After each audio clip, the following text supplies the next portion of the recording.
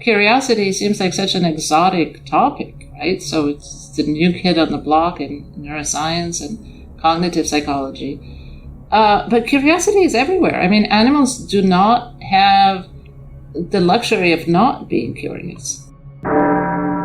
When I've worked with people who are very quantitatively gifted before, engineers, mathematicians, they often don't respect the psychology side, the neuroscience side, and see it as sort of soft.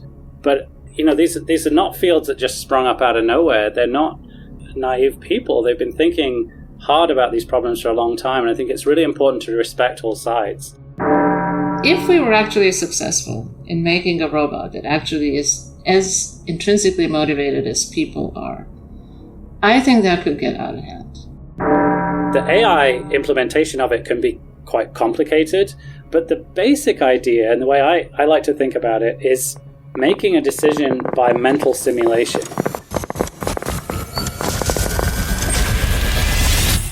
This is Brain Inspired.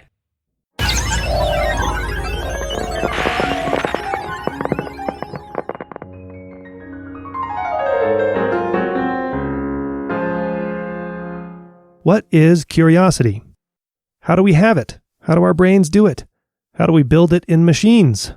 How is it related to intrinsic motivation, to attention, to the fundamental exploration-exploitation tradeoff in reinforcement learning? Is this a record number of questions in a row to start a podcast episode? Hey everybody, it's Paul.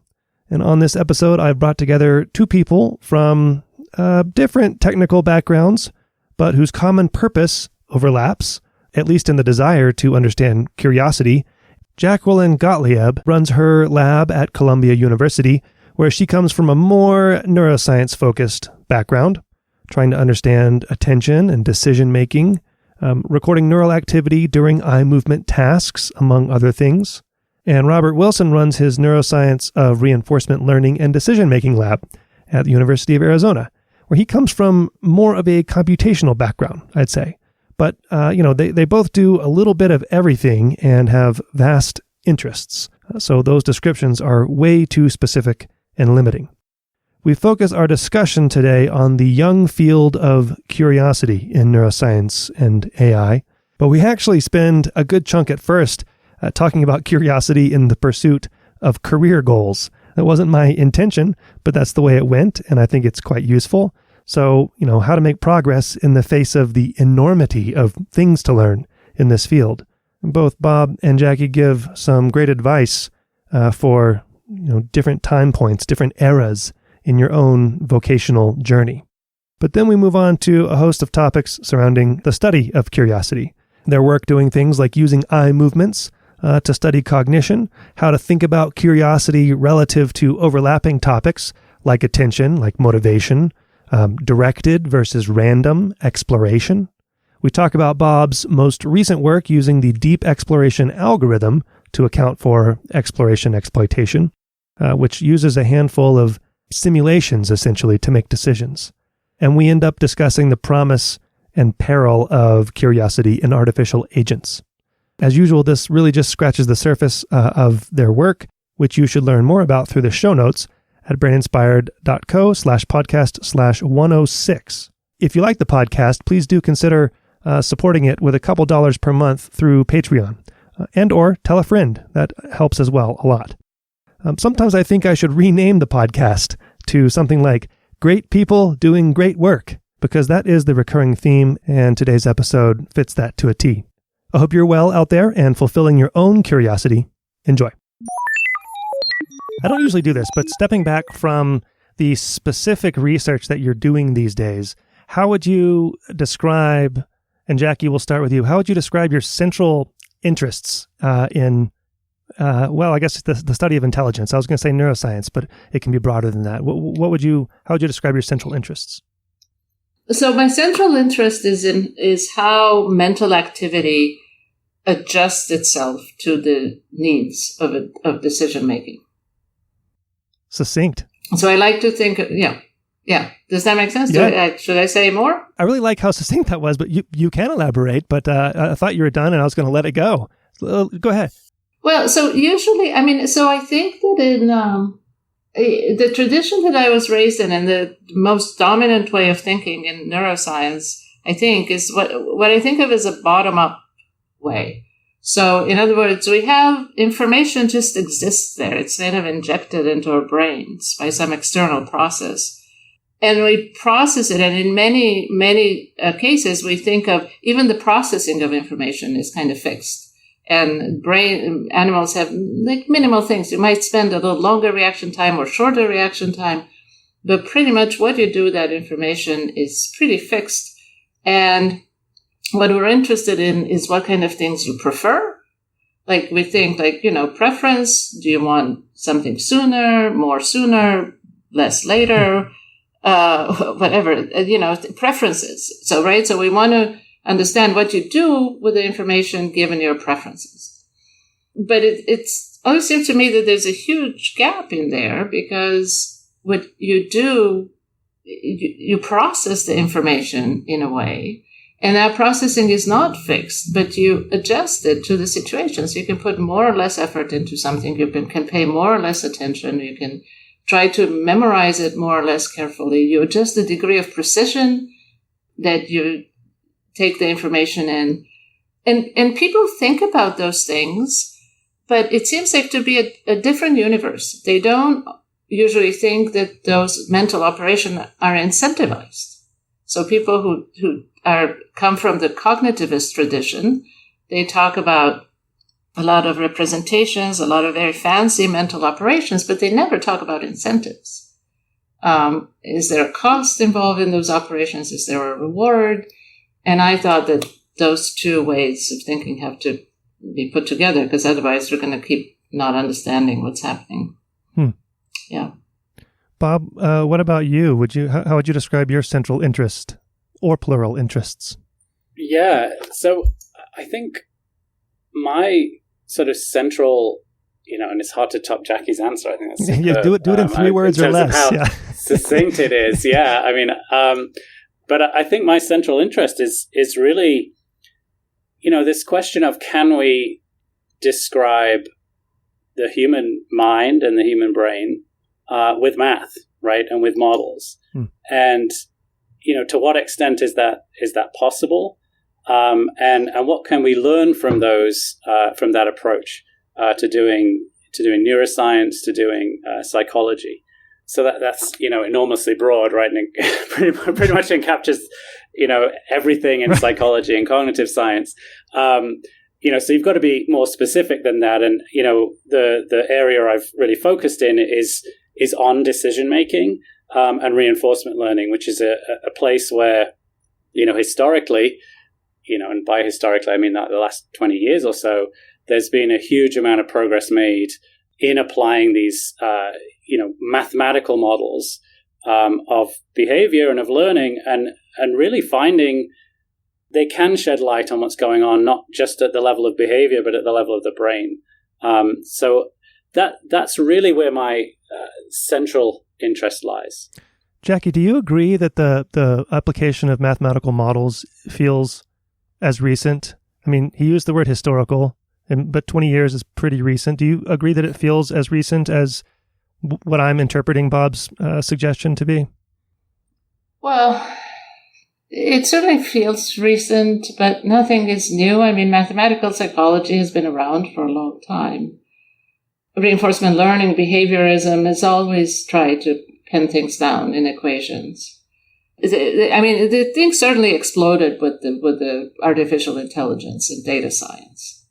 And it certainly is, I mean, the enterprise itself, the idea itself is not new, but I do agree that even since when I started in my PhD, theoretical neuroscience wasn't a big deal. Yeah. Right? Yeah. And it just became almost everything recently. And sometimes I think it's on balance a good development, but I think sometimes people overdo it. And the point is that just putting an equation on something isn't actual understanding. It's not a substitute for critical thinking. Mm-hmm. Right? And I think that that's a bit overlooked. Doing a well-controlled experiment is still the most important thing. and knowing exactly how you formulate your questions, your hypotheses, and your models. And I completely agree. I mean, we have, I wrote this paper a couple of years ago on the 10 simple rules for computational modeling. Mm-hmm. And rule number 1 was design a good experiment. It wasn't anything to do with the model. Right. So I completely agree. Right. I also agree that it's, the roots of this stuff go back. I mean, even to the, 19th century, talking about color vision, there was Maxwell and Helmholtz and those folks sort of, writing down mathematical equations to understand color vision. I think that really sort of provided incredible understanding. I mean, that they, not only wrote down equations to explain it, they had a qualitative explanation of color blindness. And this all came from very careful experiments, but also thinking about it in a mathematical way. And that, followed through. But I do think in the last, maybe it's 20 years, maybe it's 30 years, there has been a real explosion, as computing power has gotten better and as neuroscientific experiments have gotten better, and we can actually measure the correlates of these things, in ways that, we couldn't have imagined not that long ago. I mean, I think it's kind of funny right now what it feels like, even though I'm not in your world and in the thick of things, it feels like right now the math, the AI side is like, God, neuroscience, why are you guys so slow? Whereas the neuroscience, was built and, back in the day, Jackie's sticking a single electrode down in there, recording one neuron and just flashing a light bulb out in the periphery and saying, look, the neuron increases its activity. I mean, it's come a long way since then, so that the pendulum goes back and forth, I suppose. Mm-hmm. All right, guys. Well, we're going to pause here because I elicited 2 people that to have submitted some questions for you. We're going to start off.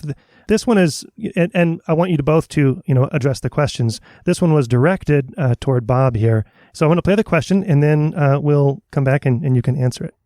Hi, Bob. It's Sev. I hope all's well and the discussion's going well. I know I always come away super energized after our discussions. My question is, as an expert, what advice do you give to an undergraduate or graduate student that is trying to make the most out of their time in school? Do you think it's more beneficial to focus on a narrow scope of questions and methods and kind of really go down the rabbit hole, or try to expand the scope of questions and learn new skills and new methods? And I guess personally, which approach did you take when you were in grad school? Thanks. Okay, Bob, we'll start with you. You know that guy? Yeah, Sev. I know Sev well. He's a student that he was a lab technician or lab manager, research assistant, something like that. Yeah. Yes, at U of A in Arne Ekstrom's lab, and we really tried to recruit him for a PhD, but he left us for Princeton. But no hard feelings, Sev. But yeah, that's a really great question. And I think you mentioned undergraduate and graduate in there. And so, I think that the answer is slightly different at each level. I think at the undergraduate level, especially, you really want to just have a diverse set of experiences. I think that's huge. I think, taking as many classes as you can, reading as much as you can, trying to get into a lab. I think that's a huge thing nowadays. At U of A, it's part of the psychological science degree program. Is you have to do up to 3 semesters in a lab, and I think that is a very big part. But I think at the undergraduate level, just breadth is really important. I will say more and more that coding skills are, increasingly important.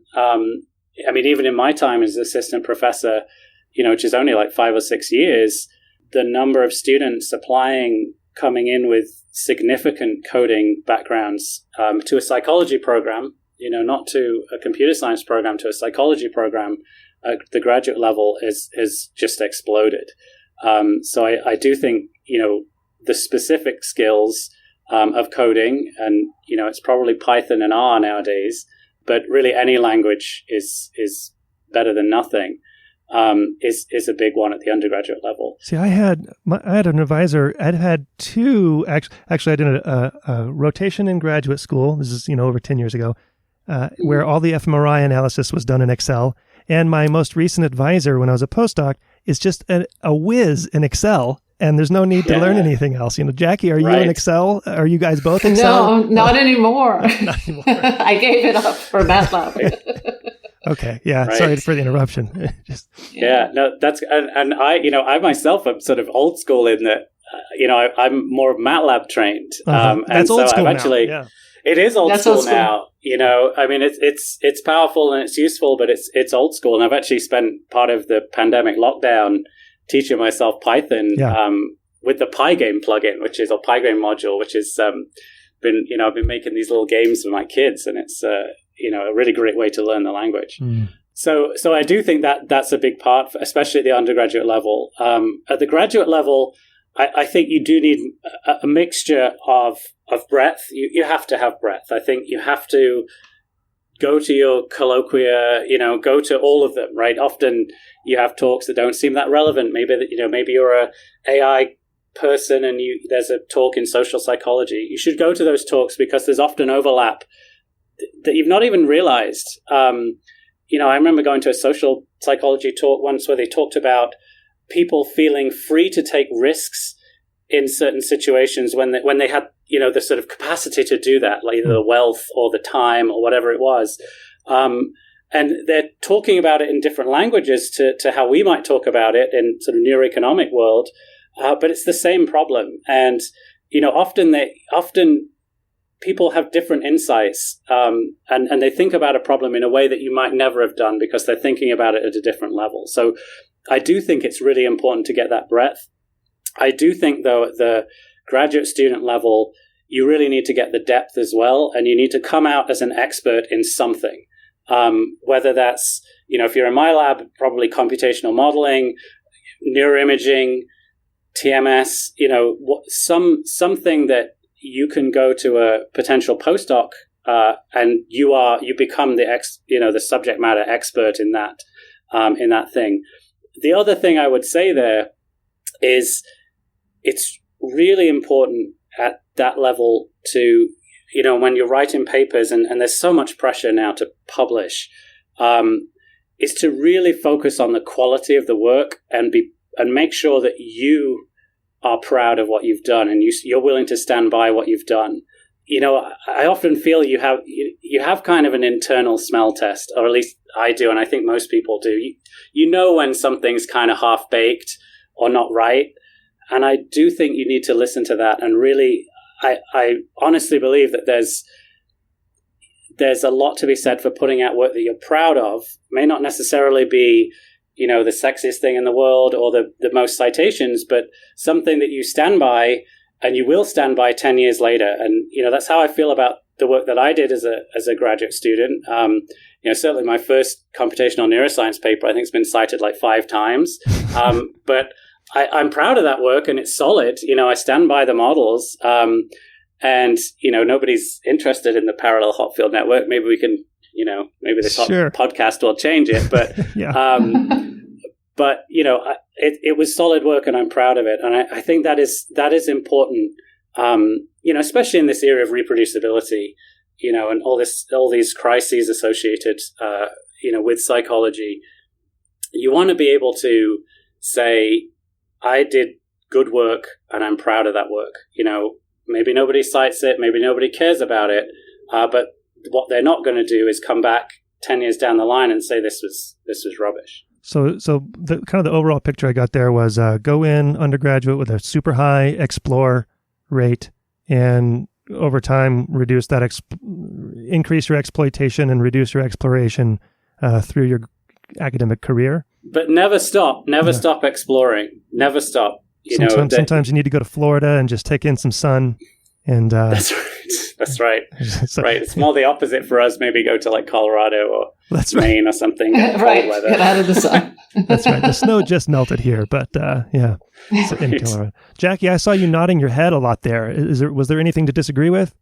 No, I agree with everything. But so the explore-exploit dilemma is terrible in neuroscience. I was thinking in neuroscience, it's an insane field. And I can see this from the students and postdocs that I have in my lab. And I have a very diverse bunch, but,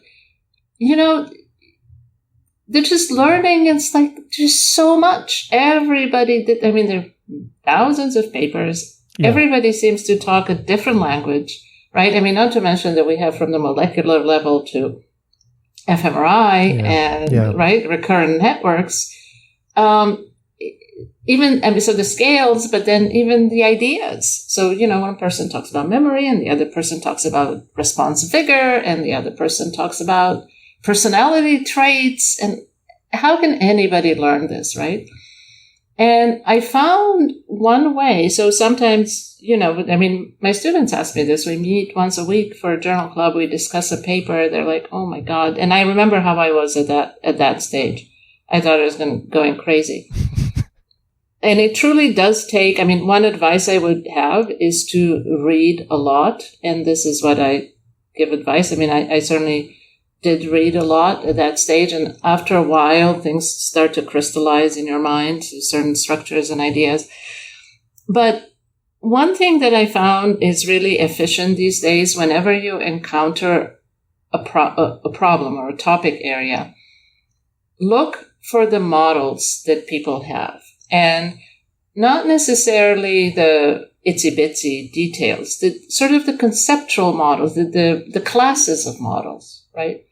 And if you look for the classes of models that are being used, all of a sudden the field simplifies itself a lot more, right? So we have reinforcement learning ideas, we have Bayesian models. Yeah, that's pretty much all there is to it. And those have a couple of fundamental ideas to them. And if you grasp those ideas, you will find that all the papers, like you could have thousands of papers, but in fact, they just use a single idea, right? They're just variations on a theme. If you really understand what are the fundamental ideas and assumptions, if you start to see the ideas in a field, then it becomes also easier for you to read other papers because, you say, this paper says X, but last week we said Y. And even though the paper last week may have seemed very different, in fact, if you understand where it's coming from, you can connect them and then you can start to think critically. Okay, so what is this adding? Is this different? Is it the same? Is it novel? Is it not, I have a lot to ask about this. One, first, just quickly, Is it okay to take, as a, let's say, graduate student, is it okay to take a whole day off out of the lab to read papers per week or something? When I was a graduate student and even a postdoc, I think I was taking weeks off. Well, yeah, that's almost a sabbatical. And I had very nice supervisors, I must say. But I disappeared from the lab, but honestly, I did. I was not goofing off. Right. And I really felt like I needed to read because otherwise I had no idea what I was doing. And I guess on the flip side is that I was designing my own experiments. I was doing my own data analysis independently. So my advisor really put very little effort into my project. I delivered the project from start to finish. And in exchange for that, I didn't have to be in the lab every day. I could, set my own schedule. Talk about intrinsic motivation, though. This goes back to Sev's question. Yeah. There's just there are many different axes of types of students, types of academics, right? And it sounds like I did this too. I really took things into my own hands for better and worse, and had a lot of help, but a lot was on me to design and collect data, and that I thought at the time, and I still think that was one of the most valuable things that could have happened is just throw them in the lab and figure it out, buddy, that kind of thing. Although you do misconceptual things that way, right? So anyway, we don't have to go down that road, but one of the things I was going to mention when you were saying reading a bunch of papers is there's this magical thing that happens. when you're entering a new field, you read a paper, you have no idea what that paper, you read it and paying as much attention as you can to it, and you have no idea what it's about. But then you keep going and going, and somehow, like magically, you wake up, you unconsciously process one night and wake up, and all of a sudden, like you're just, the ideas that are familiar and actually conceptually are making sense to you, and just through reading, sheer tyranny of will, like by keeping going. And I don't know if we're fooling ourselves into thinking we're understanding and not understanding, but somehow just continuing to push forward seems to make concepts sink in across different fields. I have found. Well, I was just going to say I totally agree with that.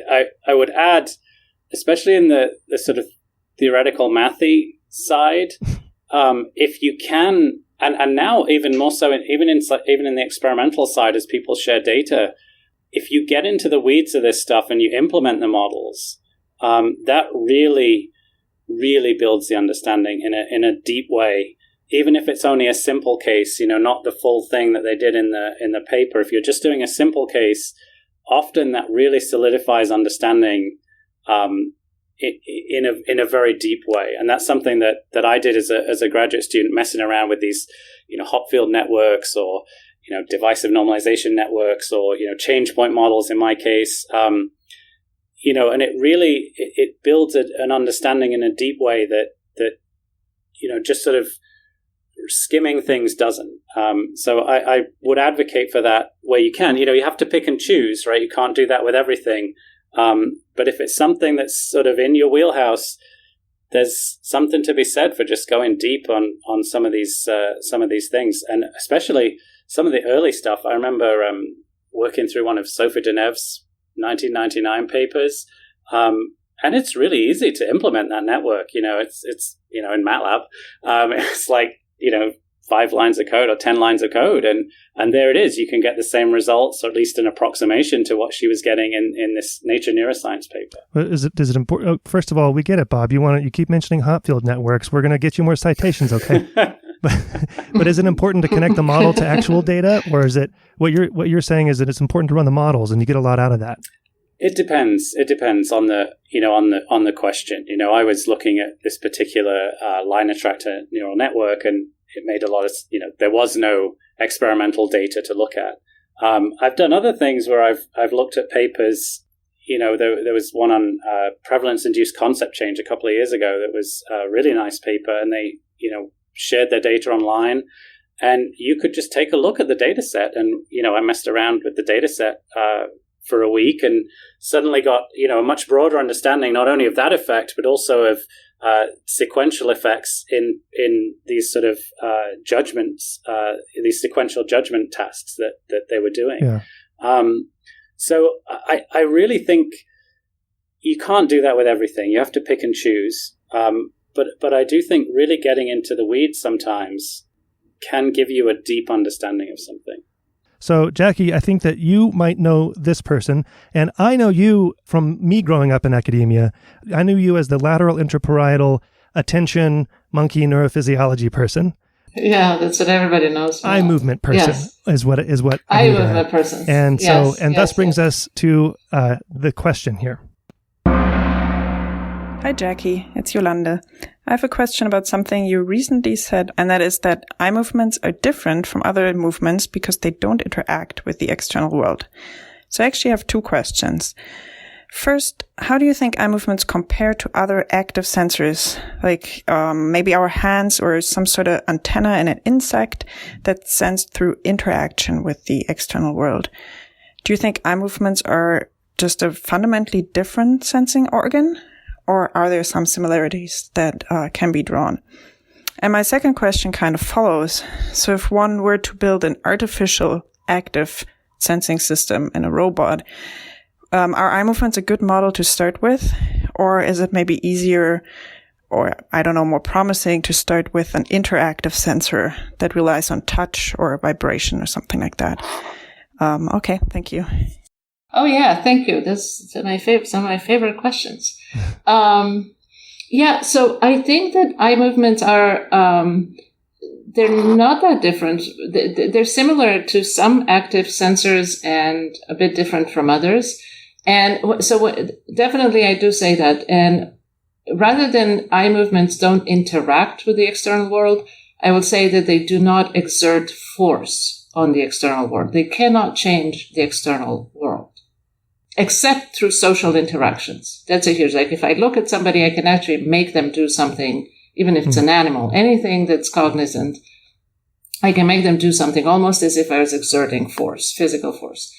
But everything else, I cannot do anything to anything external with an eye movement. And so I cannot survive by just making eye movements, with the exception of social interactions, because I cannot grab a piece of food and eat it. I cannot digest it. I cannot do anything, right? Okay, so I think there's something fundamental here that in order to survive, you need to exert force on the world in some way.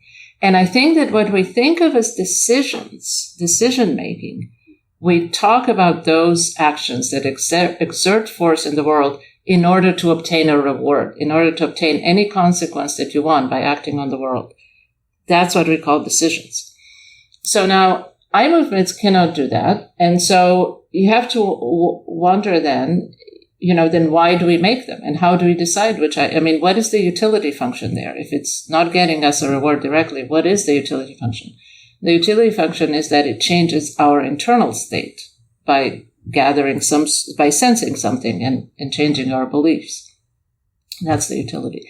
Now, other sensing movements have the same property. So, for example, if you orient your head, you also usually don't exert force, right? Unless you knock a football with your head. Now, if you touch something, I think that hands are a bit more complicated because there usually you both exert force and acquire information. So sensation and external effects are hard to disentangle. When a rat whiskers, I don't think they exert a lot of force on much. So whisking, I think it's mostly sensing. When monkeys move their pinna movements, again, they don't exert force on anything. You just change your internal state. But I think eye movements are particularly beautiful if you're going to look at active sensing, because they do not exert force on the world, and because they're so precise. So in animals with phobia, you know exactly what the person is looking at, and which is a luxury that you don't have so much. Like with audition, you don't quite know the object that's being attended. It's harder to infer, and so on. Okay, so then you said if you were to build an active sensor, well, I think, yeah, if you want some sort of model of an active sensing organ that's purely for active sensing, then I guess vision is a good place to start. But another thing that you really need in order to build any sort of coherent controller of an active sensor, I think you have to have a good grasp of the internal representation of the information, be it the internal representation of visual input or the task that is being done.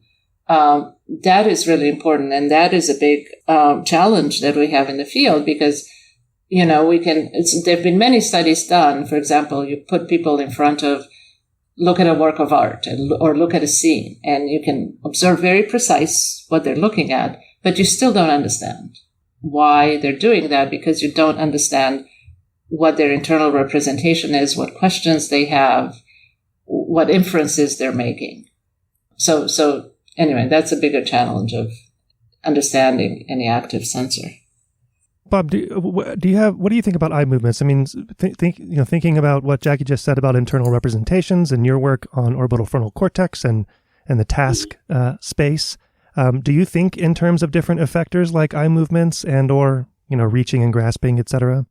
I guess yes at one level, but no sort of at an experimental level, right? So we I think it's very much part of that story, right? You get the information, visual information from eye movements, and I think it's very much part of the representation of the task.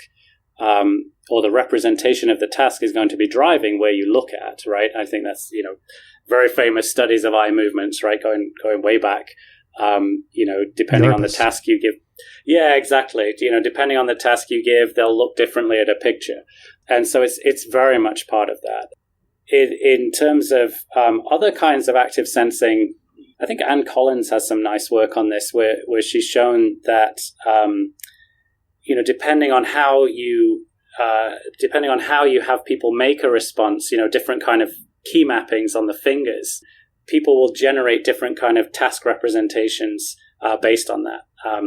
And I don't want to go too much into the details to, otherwise I'm going to embarrass myself not knowing the full details of Anne's work there. But as I recall, like depending how you set it up with the finger movements, you map different bottoms to different responses, you can generate or have people or bias people towards certain task representations versus other task representations.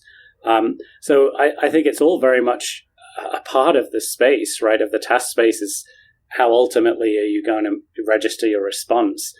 Is it with a bottom press? Is it with a more effortful run over to somewhere and do something? Is it with a social interaction or a verbal response? All of these things are very much part of that space.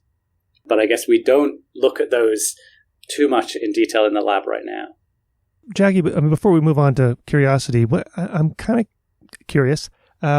Because you've been in the eye movement business for a long time, relative to me, I guess. I'm not implying that you're old or anything. But what is your view on the status of eye movements these days in neuroscience writ large and as a window into understanding the brain and decision making? It seems like eye movements were one of the gold standards, sort of, back when I was coming up in graduate school. Are they still, or has the pendulum sort of swung from them? Yeah, they're not enough. I think they're not enough. I think that they're not. So I often say this. So I say this when I go to an eye movement. There's a GRC conference that goes on every 2 years in the summer, and I do say this, that if we in the eye movement field are going to continue the same way, there's no more for us to go. So oculomotor research has been a beautiful model system, and really we trace the pathway from retinal information coming into visual cortex all the way to these eye movement target selection centers, and all the way to the brainstem oculomotor muscles. And what attracted me back then when I was learning this is how precise this was, how simple, rigorous it was, because we're talking about the sensory motor transformation and so on. Okay, but people just focus. If you just talk about the sensory motor loop, we figured out a lot of that. And if you just stick in there, then, it becomes claustrophobic because there's nowhere else to go. And our field, I think, forgot about that big question is, the decision of where to look. And it's that stage that couples eye movements with all of cognition and decision making, right? So we have the frontoparietal network, the superior colliculus, that these neurons kind of magically select targets. We have to ask, how do they know? How do they select targets? And when you ask that, it opens up to the whole brain, because pretty much the whole brain, I think it's a major operation of the whole brain to decide what to focus on, what is relevant in my world. It's an astoundingly complex question. It comes in many flavors, and I think that, 99% of the brain is devoted to answering that question. So, I hope that we'll see more and more studies like this that talk about eye movements and decision-making, that connect eye movements with the kind of economic ideas that are fairly developed. We're still, so I feel, because I'm at the intersection of this field, I somehow am frustrated by both sides, right? So when I talk about, which I see as a source of creative tension, I like to be there where I'm never satisfied about anything, because that pushes me to do something about it.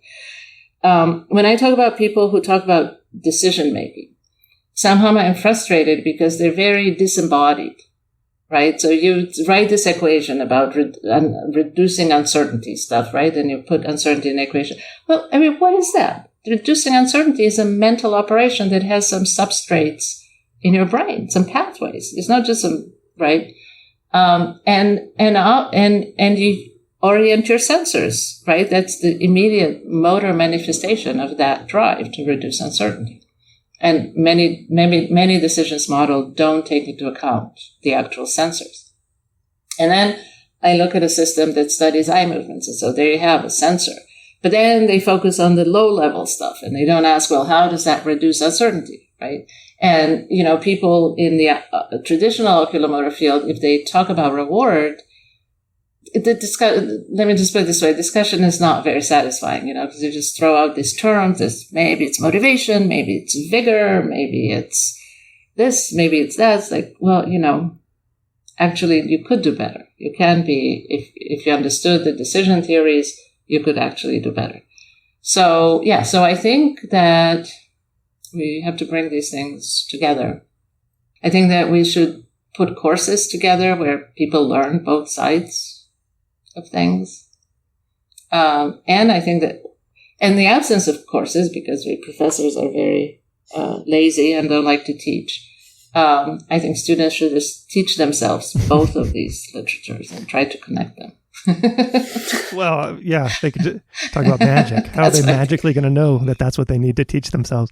So, Bob, did you have something to add on to what Jackie said? Not really, except I think that really sort of reiterates this point of being curious and in graduate school and really exploring different fields and being respectful of other fields. I think this is something, I definitely see, when I've worked with people who are very quantitatively gifted before, engineers, mathematicians, they often don't respect the psychology side, the neuroscience side, and see it as sort of soft. And, maybe even I had that back in the day, when I come from that side.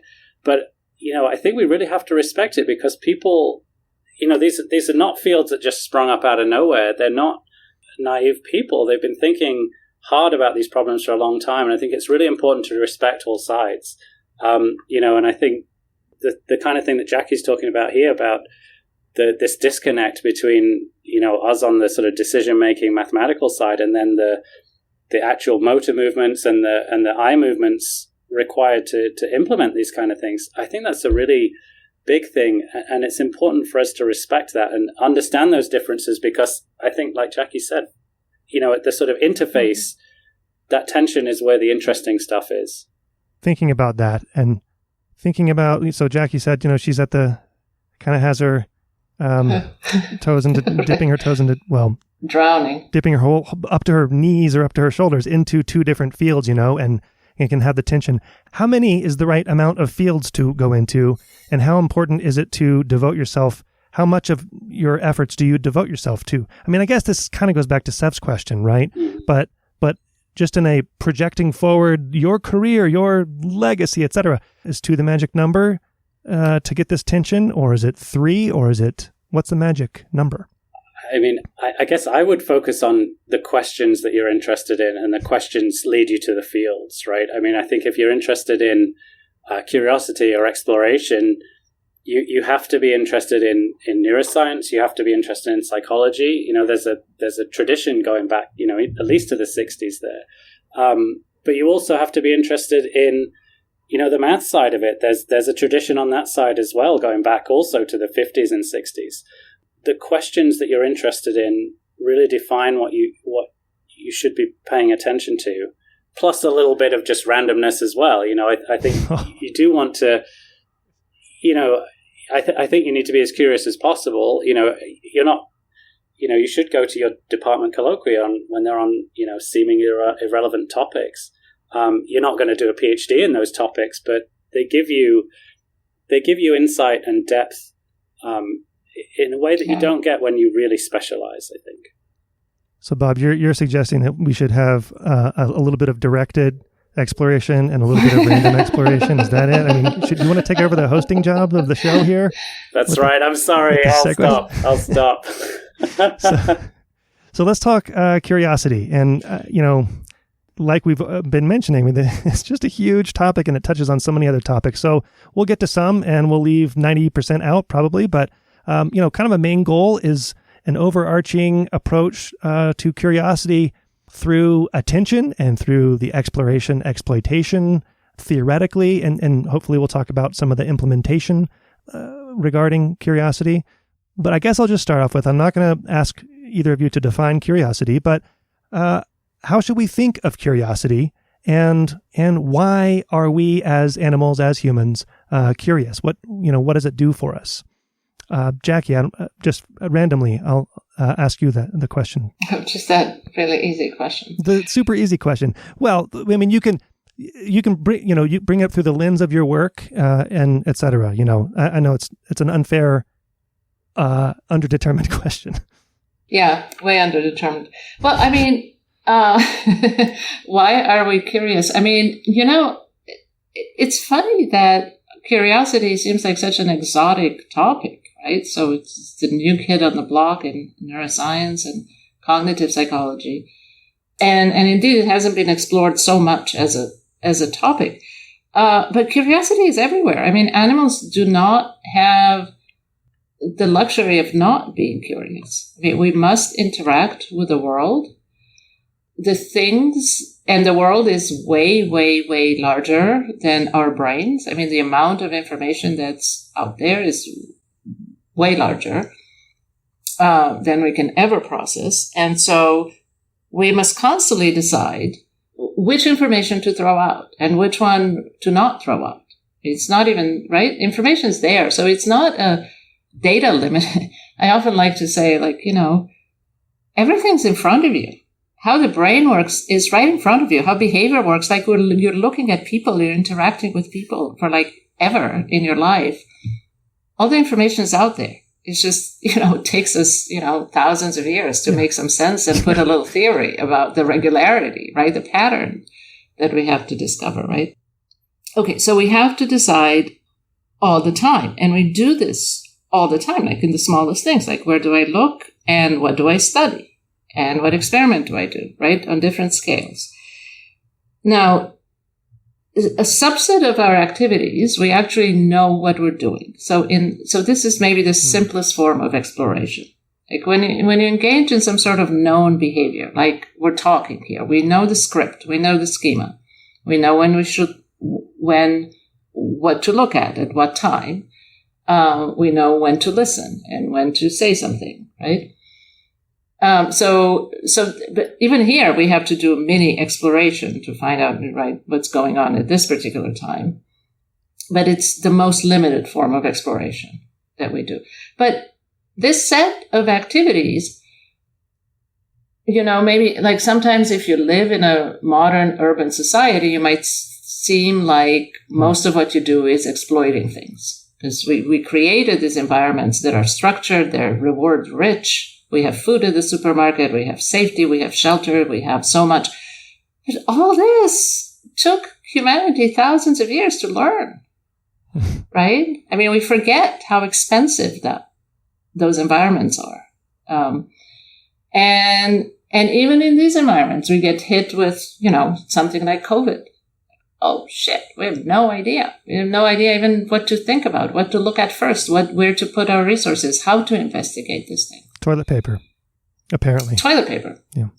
And yeah. And even more serious than, if it's possible to be even more serious than that. Right? And so so we don't have the luxury to not explore. We have to explore in small ways and in huge ways. What do you think about that, Bob? Adding perhaps, why we exercise curiosity as well. Right. Yeah. No, it's a huge question, right? It's why, but I do think it's I think Jackie touches on a lot of it, right? We can't afford not to gain information about the world. If we don't have information, we don't learn anything. We can't do anything. And so I think a key component of curiosity is, driving us to learn things and gain information that may be useful down the line. But the flip side of having curiosity is not having curiosity. So we're equally uncurious about lots of things. You can look at a TV screen filled with static and you're not curious about it, despite it having incredible amounts of information, right? It's you look at the sort of pure information theory perspective, there's more information there than there is in the video of this podcast. So I think being able to be selective about the kinds of information that we want to pay attention to and that we don't want to pay attention to, and we do want to learn from and we don't want to learn from, I think that is a critical role for curiosity, and it really comes from the fact that we need information to be able to make good decisions and function and survive. But there's a cost associated with getting that information, either in terms of time or, even a physical cost, right? If I want to try and find groundwater, I've got to drill a well in the ground and, see if there's anything there. And there's a cost associated with that. This will come up, the cost issue will come up later when we talk about directed versus random as well. But so Jackie, you mentioned that curiosity is the new kid on the block in neuroscience. And I guess it's kind of new in AI as well. So in reinforcement learning, the explore-exploit dilemma is just as old as reinforcement learning, I suppose. And Bob, you've characterized the explore-exploit dilemma as any time our desire for information conflicts with our need for reward. And I think of reinforcement learning all about rewards, as it being all about rewards. And the way that curiosity is talked about in information seeking is in a way that is what's called non-instrumental, where you're taking actions that you can't immediately tie to a reward, but maybe somewhere far down the line or something that you can. I mean, is that a fair comparison to make? What I'm wondering is how to compare or talk about curiosity relative to exploration within the exploration-exploitation dichotomy. Is it fair to say that exploration is about rewards, being an instrumental way about moving through the world, whereas curiosity is about figuring out, what to pay attention to for possible future rewards? Maybe is that a fair characterization? That's a really great question. I think you could make that case, and I think that's certainly one way to think about it. I guess my personal view, which is maybe not published, but I tend to think of curiosity as more of the emotion or even the drive, if you want to use that word. I mean, I think that's a loaded term, and exploration as more the act associated with it. So this is, you can be curious about something but never act on it, right? But if you act on it, then you're starting to get into exploratory type behaviors, or maybe it's not a single action, but a sort of meta action, like becoming more random, for example, or trying out things you've not tried before. So I tend to make that distinction. I don't know. I don't think that's sort of necessarily broadly sort of accepted. And I think the drive language was sort of controversial, I think, back in the day, because the idea that a drive can be satiated, whereas curiosity maybe can't be satiated, right? In some circumstances. But I do sort of frame it in those terms. So then curiosity is more like intrinsic motivation. Right. Yes, in that framing. And I don't know if Jackie agrees with me or not, actually, on that. But I think it's more sort of this intrinsic motivation. I think you can frame it. I think you could potentially frame both of them. If you want to get abstract and mathematically, you can frame both of them in a sort of reinforcement learning view of Bellman's equation, in the idea there that, when you're judging actions and how valuable it is to take actions, you want to consider the immediate reward, but you also want to consider the long-term reward as well. And in fact, the whole mathematical difficulty associated with explore-exploit dilemma comes in the long-term reward. And it's an extremely complicated, it's just exponentially difficult problem to solve. But, the feeling, one way of framing curiosity is it's really, you're curious about something when whatever instincts you have or whatever sort of neural network that's been trained up to sort of identify times at which you might have future value associated with something, that could be one thing that drives curiosity. And, that's one way of sort of putting it into this. And then exploration is taking that information, those values information, and making a choice with it. Jackie, I don't know. I just paused just in case you... Yeah. So I was thinking, how would I mean, I'm not going to disagree, but how could I add to this? I mean, I think time has a lot to do with it. And I think I would think of curiosity as, many of our behaviors are like this. I mean, especially for people who do things on such long time scales. You need little motives on the way to keep you going, right? I mean, sparse rewards. Sparse rewards, we all, when we go to school, we eventually want to grow up and earn money, right? But there's so much we have to do until we get there, right? And so we need things to keep our drive going so we don't get tired on the way, so we need motivators on the way.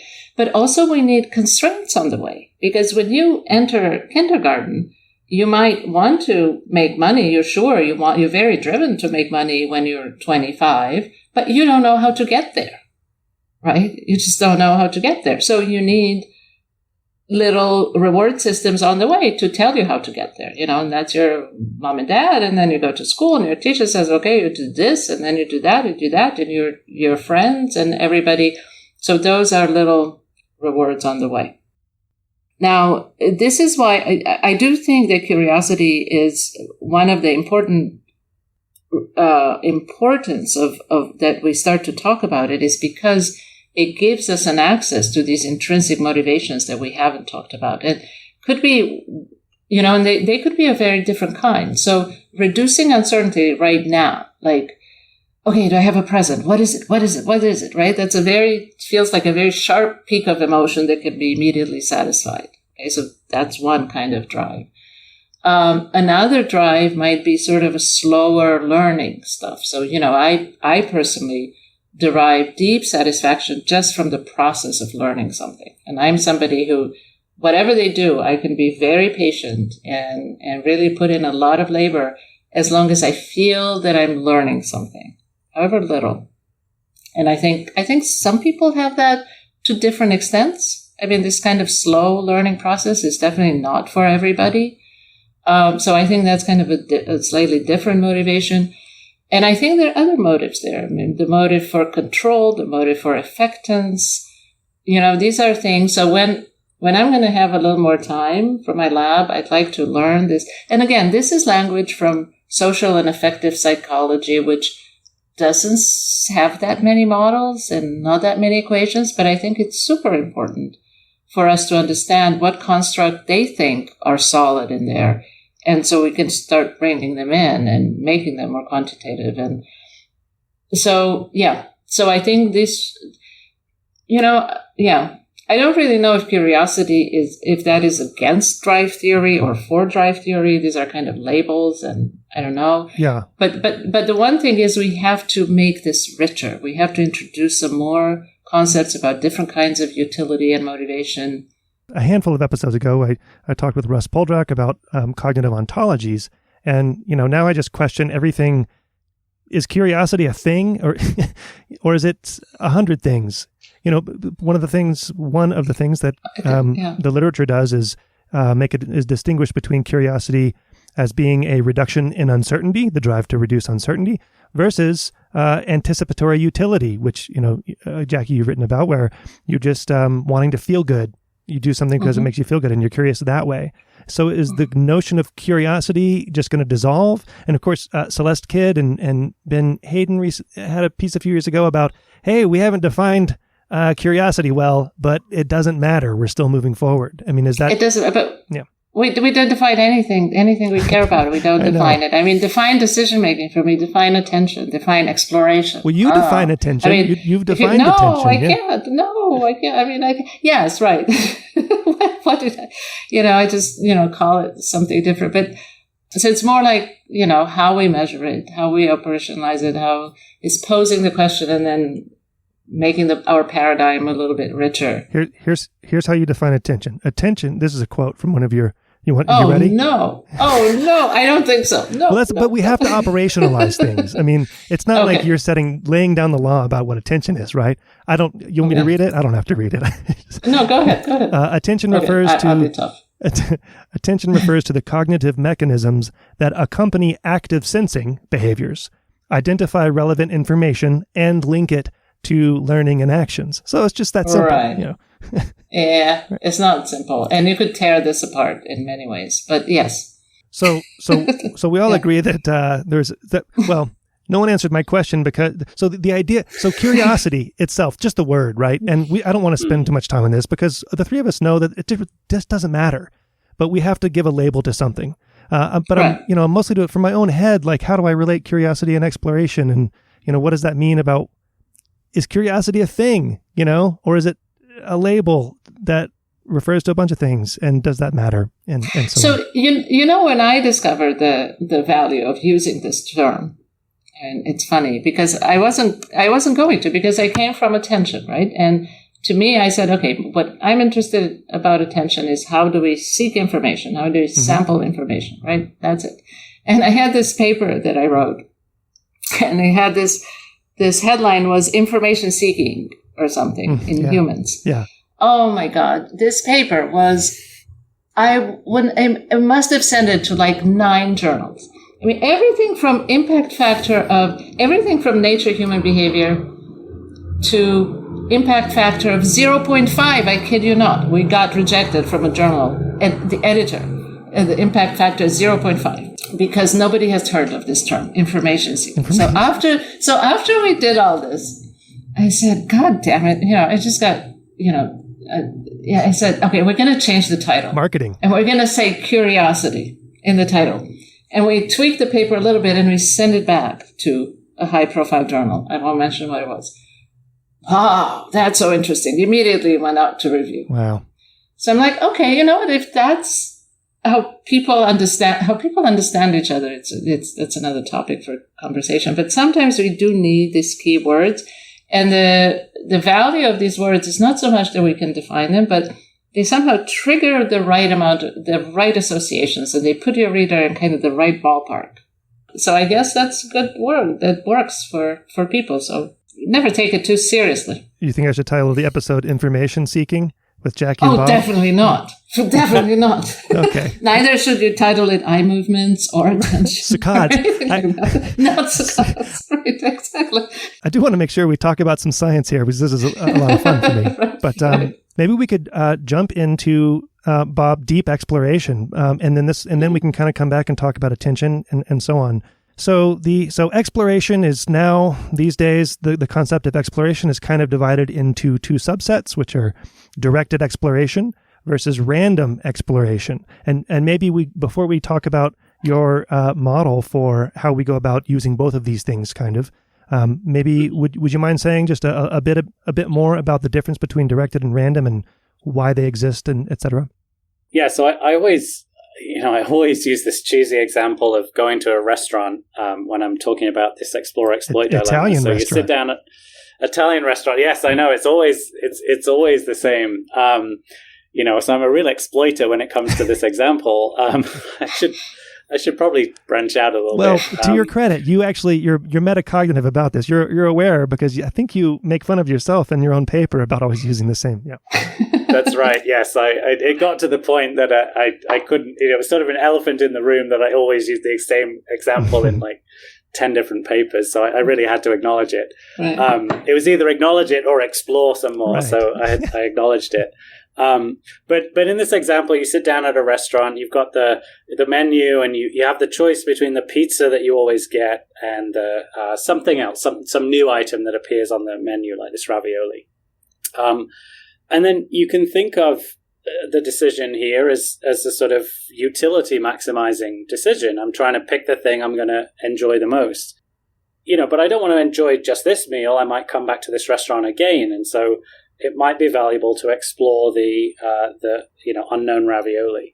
And so in this context, you can think of directed exploration as being sort of an explicit bias to the unknown option, giving that unknown option a little piece of extra value that, in the sort of Bellman view, corresponds to the value of information or the value of the future expected value I can get from that information. And that's an explicit bias to new things. It might not be a strong enough bias to overcome, wanting to have a really great pizza. If the pizza is really great, I'm going to have a very big, what we call information bonus to get me to explore. And that's one way I can explore. But another way, the more I study this, the more I actually do this at restaurants, is if I can't decide, just kind of pick randomly, stick your finger in the menu at random, toss a coin.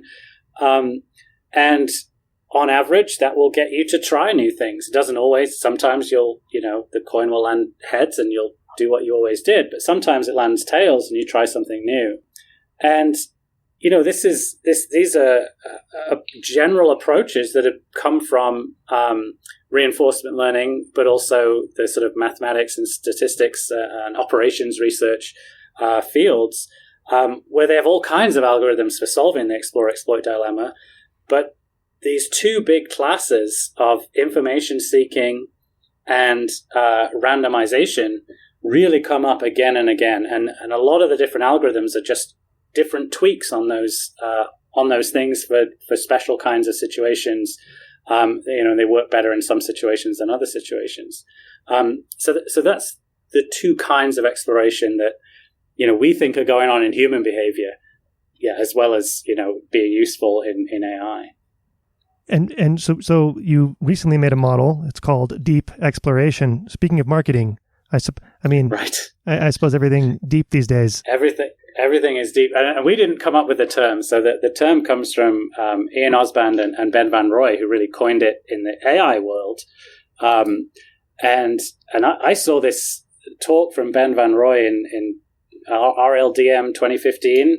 I think it's still online. And I was just blown away by it. It was really because there were all these questions that all these properties that we'd measured experimentally about directed and random exploration.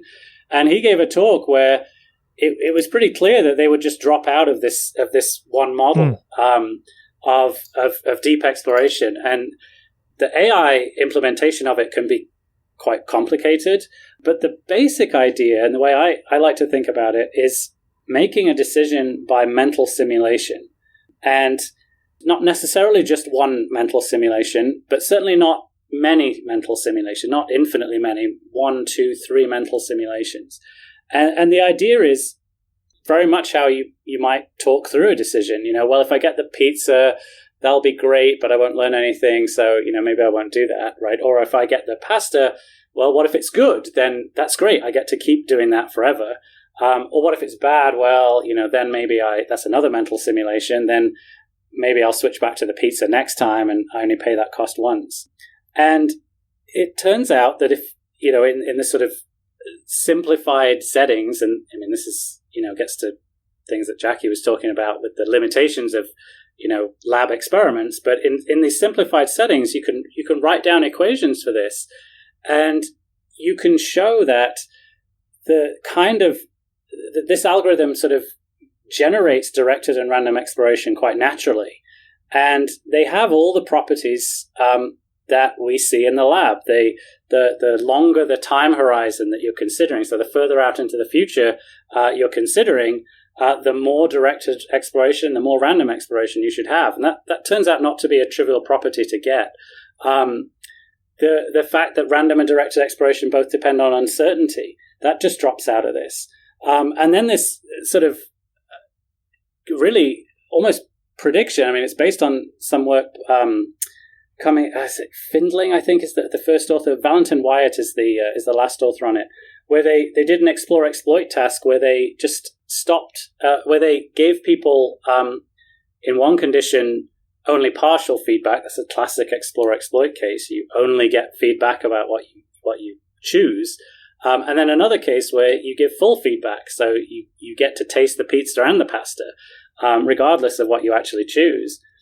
And it actually makes some predictions about how directed goes away completely in that case, But what you see as randomness, and you could almost think of it as random exploration, actually should have horizon dependence even in that partial feedback case. And that actually comes out experimentally, which was a really nice prediction of that model. So it's a model I'm excited about because it does capture everything that we know in sort of one model, at least everything we know about these simple settings in one model. It's an open question that, what's not been tested about it yet, and it's something that we'd like to do down the line is, the more explicit testing of, are we actually using mental simulations to make our decisions, right? And that's a very specific mechanistic hypothesis about how these decisions are made. And you would like to find neural correlates of those those simulations, possibly eye movement correlates of those decisions, of those simulations. That's not been done yet, and it's a hard thing to do. But that would be something, we'd be excited to try down the line. We have to be using simulations. I experience simulations myself when I'm laying down at night to sleep, and I think, why am I going over and over and over this one idea with just, with minor variation? I mean, we just have to be. That's what replay is, for instance, as well.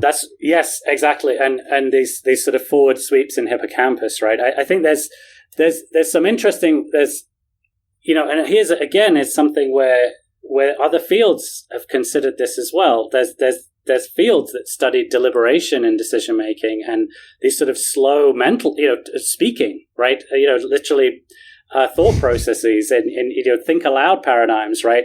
And this is something that, certainly in my world, we've kind of ignored completely. And we sort of think more in terms of these hippocampal sweeps and their fast mental simulations. I think that's probably the case for these simple explore-exploit choices. But when you think about, the kind of choice where you're, should I explore this new job opportunity or not? Those aren't decisions that you make in a moment. These are things that you talk through by yourself, right? You talk through with a trusted friend or an advisor, and you game out different things. I was we're just planning our summer vacation trips, and I've been chatting with my wife for long periods of time about, well, what if we do this week here and this week there? It's sort of a very explicit mental simulation, trying to come up with the best course of action, and that. At the very highest level, it's a mental simulation, just like a forward sweep. But at the lowest level, it's got a feeling that it might be qualitatively different. That's something that, I think is a really interesting avenue for future work, is to try to connect these older ideas, more established ideas about deliberation, and these more modern ideas about mental simulation, fast replay, these hippocampal processes. Maybe someone's doing it. I don't know anyone who's doing it, but I think it would be a really interesting, area. Well, meanwhile, while you're discussing and deliberating with your wife, you're making 3 to 4 to 5 saccades, rapid eye movements, per second. And so maybe this is a good time to bring Jackie in. And so, well, because, obviously this is all about attention. Yeah, you're the eye movement person. And if it's not eye movements, it's at least attention. Attention, yeah. But it crossed my mind that this idea of deep exploration, where you have just you run kind of a small number of simulations, but run them out for a long time, and that's where the deep comes from. Mm-hmm. This is being applied to decisions, right? And, for like a reinforcement learning agent, for instance, moving through the world and taking actions. But it actually could be, and I just thought of this off the top of my head, this could be a mechanism for, to determine what to pay attention to. Jackie, I know you're interested in this as well. And how do we figure out what even to pay attention to make the active sampling with eye movements or what have you? So I don't know what you think about that. And then I wanted your take on this idea of, trying to reconcile this sort of approach to reinforcement learning, with the really fast eye movement, sampling the world really fast, and while figuring out what to pay attention to on that time scale, and just your thoughts on those. Yeah. So I think, I don't know how to put this together with a deep exploration models, but maybe It feels like there's potential there. But I think this is very much a hierarchical process. So we start with a goal, like a broad goal that we want to go on vacation, right? And I think that activates some sort of representation. So I really think the options are kind of becoming activated somehow. And then a couple of options capture our imagination. Okay, I'm going to go to Rome, or I'm going to go to Paris. I go to Rome or Paris. Okay, that'll be really cool, right? Yeah. And that focuses your attention, and that drives you actually to ask more questions. Oh, Rome or Paris. I really think people love, where the exciting stuff happens in our head is when we narrow down to two options. Right. And because I really don't think we can make decisions among more than two. We always narrow it down to two at a time. Okay, but Rome versus Paris. Now, that is a very, very fruitful place to be, because now you have maximal uncertainty. It's 50-50. I love Rome and Paris the same way. Oh my God, now I need to resolve that uncertainty. How am I going to do it? Okay, well, let's see. Is there a difference in price? That may totally resolve my uncertainty. If Rome is 10 times more expensive than Paris, I'll go to Paris. What's the weather like, right? Did Paris just got hit by a hurricane? Well, then I might need to go to Rome, right? Then that gets me to so then I make that decision. Okay, I decided I'm going to go to Rome. Okay, great. Now, what am I going to do in Rome? How am I going to get there? Oh, how am I going to get there? Okay, is it Delta or United? Okay, again, binary decision. All right, what am I going to learn about Delta and United? And then we go Google them and see what I'm learning, right?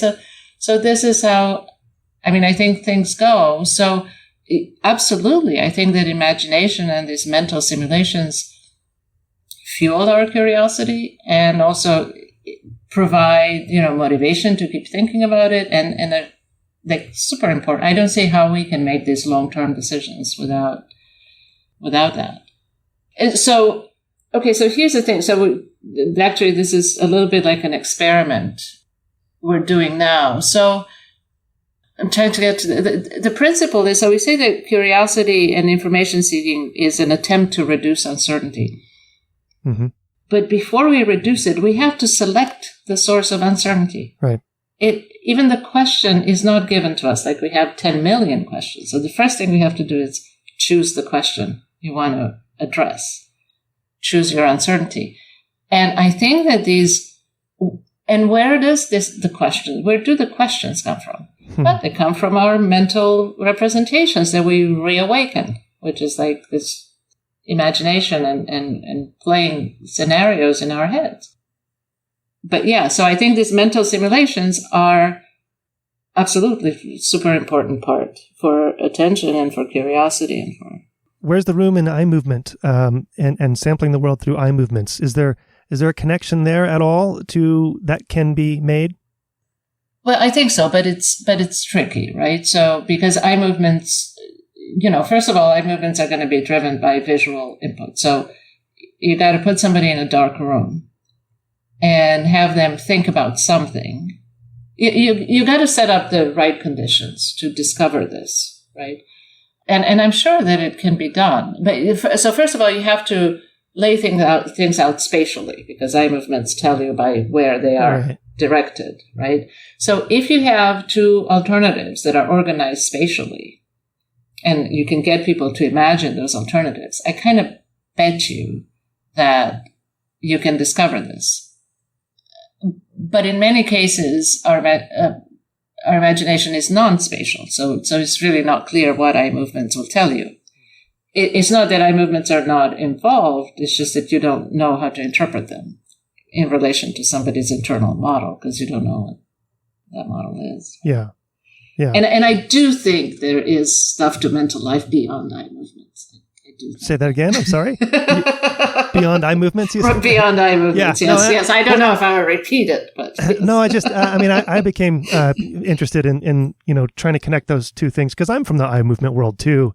And just the time scale of, because like you were saying from the very beginning, Jackie, the eye movement world is still pretty tied into sensory and motor and kind of low level things. And a broad swath of what we do is way beyond that. I mean, that's what we're all interested in, is the magical cognitive processing happening somewhere in our brain, and for these longer term things. So I suppose we're coming up toward the end here, and we need to talk a little bit about AI, and then I have kind of a closing question as well. So I'm not, I just never get to everything that I want to get to. But the question, does AI need curiosity? Do we want curious AI agents? Yes, I think is the answer. And I think we do. I mean, I think there are, Ian Osband is now at DeepMind itself. So, and applying, deep exploration and I think other algorithms as well to help train AI faster, right? I think that's the goal. And people like Pierre-Yves Oudéa, right, who's done a lot of work with Jackie, has sort of, very much made well, maybe not his whole career, but certainly a big part of his career is adding curiosity to learning algorithms in robots and other kind of situations and getting things to learn faster. And I think you're always going to need, sort of good exploration and curiosity whenever you have a situation where data has any kind of cost to it and you're sort of limited in time in some way, and the world changes, right? If the world is changing,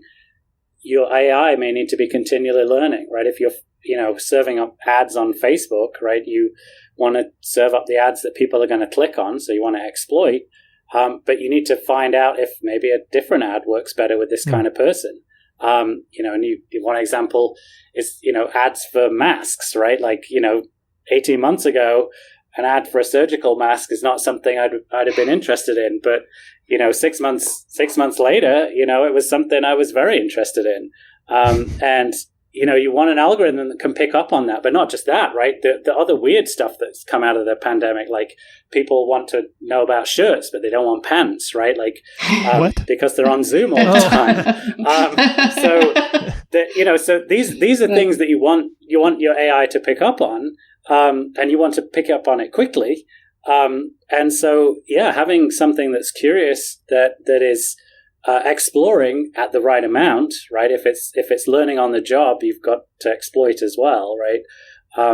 So I think there's a real benefit to that. And I think we do want curious AI. I think there are some cases where, the problem is simple enough, the data are cheap enough that you just throw all the data at the algorithm and you train it and it's done.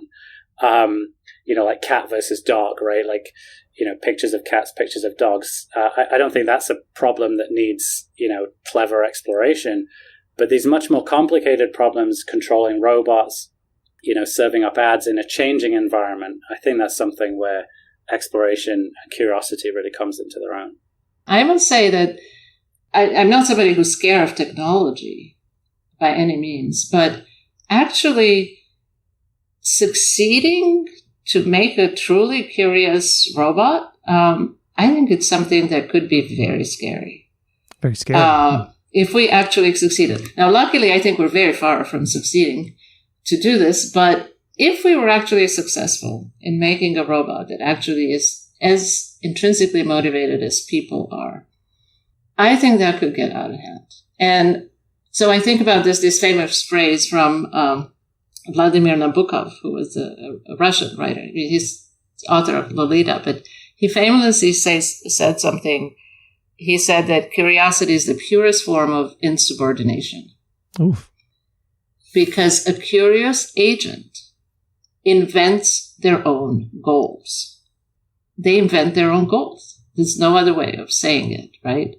And it's related to this process of recalling your memories, asking a question, finding a source of uncertainty, resolving it. That becomes your goal. Then that leads you to some other question, to some other question, some other question. You are autonomous. You do your own thing.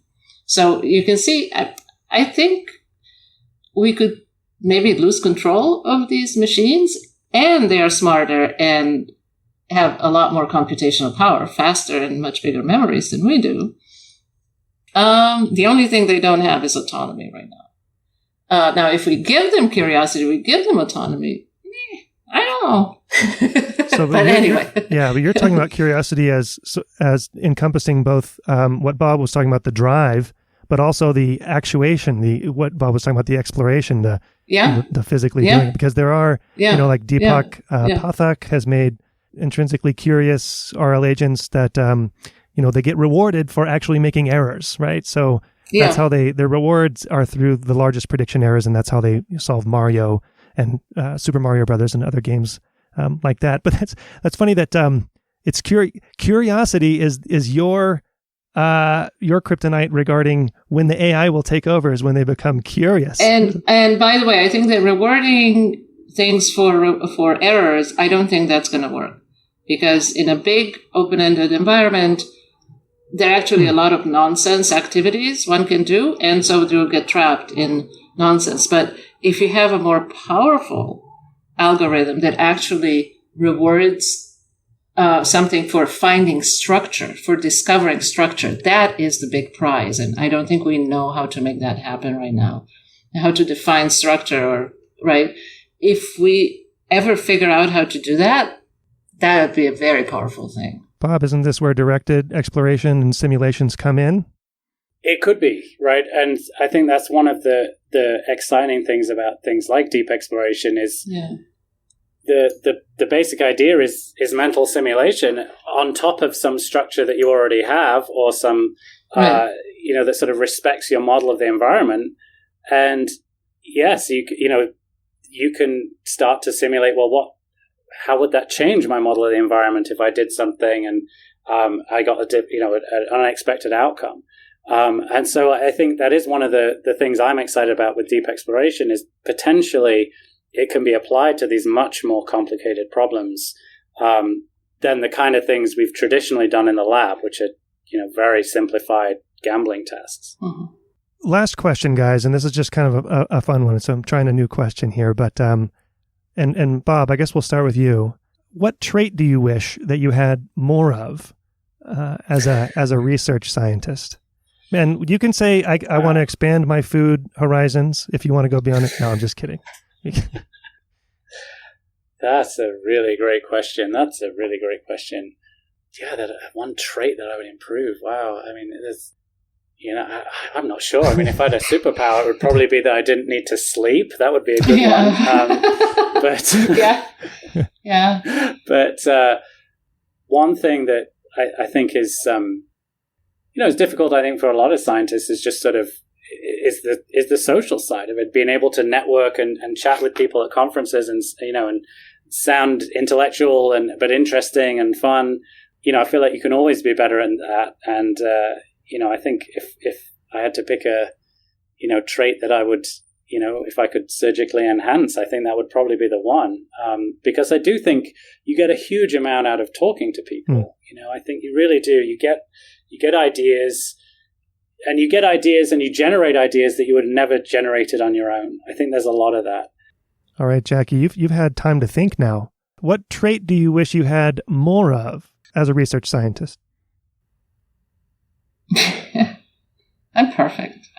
Nothing. And on that note, you are, Jackie. I can't wait for the emails. Right. No, I mean, exactly. I think I kind of agree with Bob. I mean, first of all, I'd like this sleeping is really a pain. It takes up a lot of time. But you consolidate, you simulate through the night, and you consolidate, and you make these new ideas. I just wish it would happen faster. Yeah. Do you guys ever wake up with a problem solved? I never have. Gone to bed thinking hard about a problem and woken up. And it feels like you solved it, but then like 10 minutes later, it's like, oh no, what? Then you forget it. I mean, I've definitely had sort of like moments of insight at unusual times. Never sleeping, but I remember coming up with the Horizon task, walking down a street in Princeton. Yeah, it's cool when the memory of when and where stays with you. Yeah, I can tell you exactly where the Horizon task originated from. Like, there's a space. I should mark it on Google Maps. There's another one. I was, lying down in bed with my kids trying to get them to sleep, and I sort of figured out how I was going to approach this other problem, but never like woken up and be like, oh yeah, that's the solution, like Paul McCartney would yesterday. Yep, that's right. Yeah. I wish. That wasn't a problem, though. That just came to him. He didn't go to sleep thinking, the problem is to write the best song I can. Although I guess that's always the problem. So, Jackie, so yours is the same, is that just... sleep. And also, social. Yeah, so I haven't been... now I'm more social. When I was younger, I wasn't... I really did... When I started my career, when I started my lab, I really didn't get up much. So part of it was just I was overwhelmed. So I had, 2 little kids, and I had to run this lab. And I was also very, I'm a bit, I have a hard time delegating. I think I tend to do stuff by myself. I want to do it. And particularly because I really care about the details. And sometimes I think I'm overly obsessive about the details. I feel like, oh my God, because sometimes the devil is in the details. There we go. So I do, right. We got to it. We dug down. We got to you got to delegate more. Yeah. I need to delegate more. Yes. Thank you guys so much. This has been a lot of fun. I appreciate the time spending with me here. Thank you so much. Thank you. Really enjoyed it.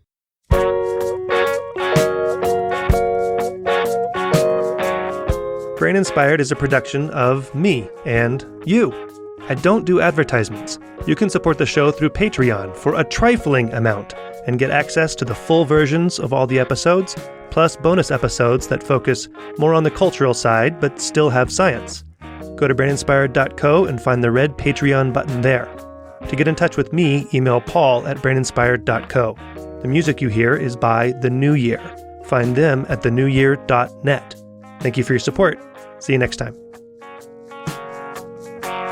The